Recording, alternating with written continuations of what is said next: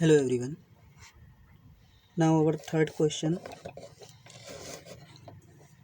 which states that which of the following carbide produces propane on reaction with water? First calcium carbide, second is beryllium carbide, third aluminum carbide and fourth is magnesium carbide. तो यहाँ पर हमको बताना है कि जो carbides का example दिए हुए हैं इनमें से कौन सा कार्बाइड वाटर के साथ रिएक्शन करने के बाद प्रोडक्ट के फॉर्म में प्रोपाइन का फॉर्मेशन कर सकता है। तो इसके लिए हम इस सारे कार्बाइड्स की रिएक्शन वाटर के साथ देखते हैं कि इनका मेन प्रोडक्ट कौन कौन सा है, जिसके बेसिस पे हम इसमें से जो करेक्ट ऑप्शन होगा वो पता लगा सकते हैं।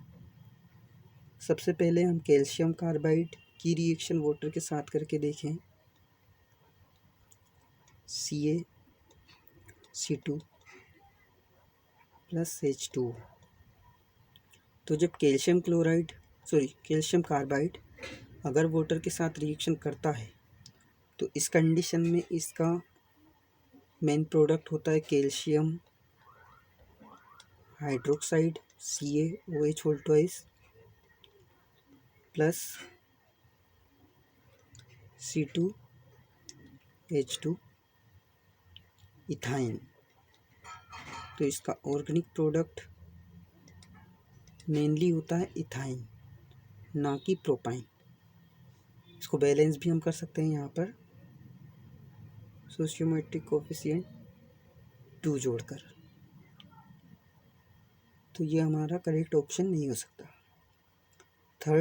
सेकंड बेरिलियम कार्बाइड, इसकी भी हम वाटर के साथ रिएक्शन करके देखते हैं कि मेन प्रोडक्ट है कौन सा। तो जब बेरिलियम की वाटर के साथ रिएक्शन होती है तो इसके थ्रू बनता है इसमें BHOH whole twice beryllium hydroxide और ऑर्गेनिक कंपाउंड इसमें बनता है CH4 मीथेन। इसको अगर हम बैलेंस करते हैं तो पहले यहाँ पर बेरिलियम 2 है तो यहाँ हमें सोशियोमेट्रिक कोफिशिएंट 2 यूज़ करना पड़ेगा। और इस कंडीशन में हाइड्रोजन के टोटल नंबर होते हैं इसमें 2 × 2 4 और CH4 में 4 है, मतलब कि 8। तो यहाँ हमको 4H2O के पहले यूज़ करना पड़ेगा, जिसके बाद ही हो जाएंगे 8 hydrogen atom. Oxygen already balance है, बेरिलियम बैलेंस हो गया है, कार्बन भी 1 है। तो डिफरेंस इतना है कि यहाँ पर प्रोपाइन इसका मेन प्रोडक्ट नहीं है, मेन प्रोडक्ट है मीथेन। फर्स्ट वाले के लिए इथाइन, सेकंड के लिए मीथेन। तो ये भी हमारा करेक्ट ऑप्शन है। Third aluminium carbide Al4C3 plus H2।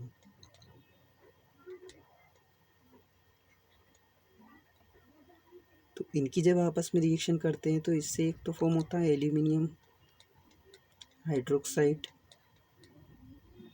LOH whole thrice plus organic product इसका भी होता है CH4 मीथेन।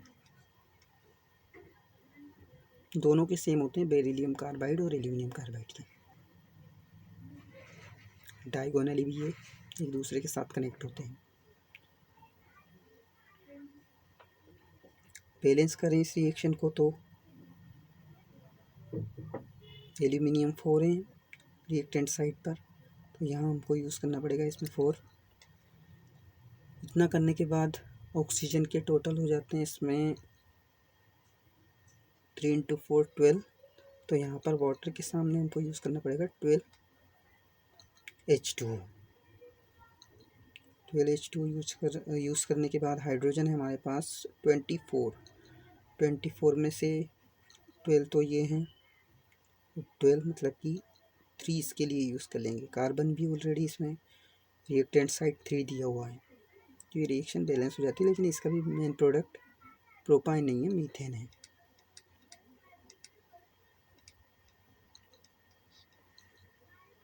तो फाइनली फोर्थ ऑप्शन पे आते हैं, magnesium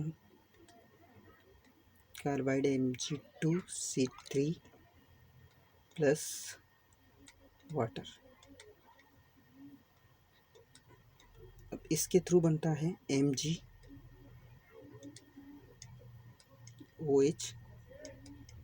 whole twice plus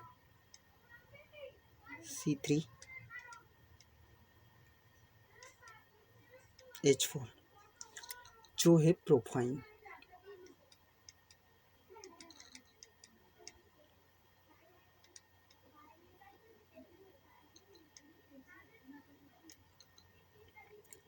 balance अगर हम इसको करें तो मैग्नीशियम के आगे यहाँ पर 2, कार्बन 3 है हमारे पास ऑलरेडी बैलेंस है, हाइड्रोजन 4 इंटू 4 प्लस 4 मतलब कि 8। तो यहाँ वाटर के आगे सोशियोमेट्रिक कोफिशिएंट यूज़ कर सकते हैं 4।